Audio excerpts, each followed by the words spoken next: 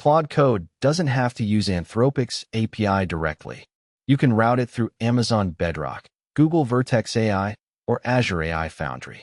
Today, we're covering cloud providers and networking, everything you need for enterprise deployment. Amazon Bedrock is first.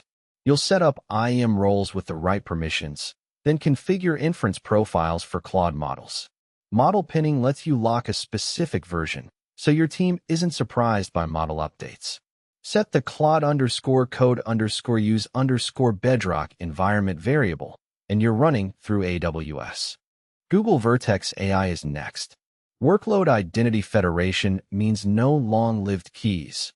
Your service account authenticates automatically. Configure the region to keep data local. Set Claude_code_use_vertex. Point to your project and region, and Claude Code talks to Vertex instead of Anthropic directly.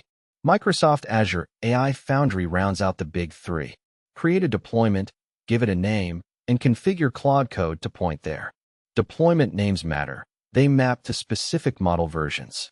Set Claude_code_use_foundry with your resource name and deployment, and you're running on Azure infrastructure. LLM gateways and networking tie everything together.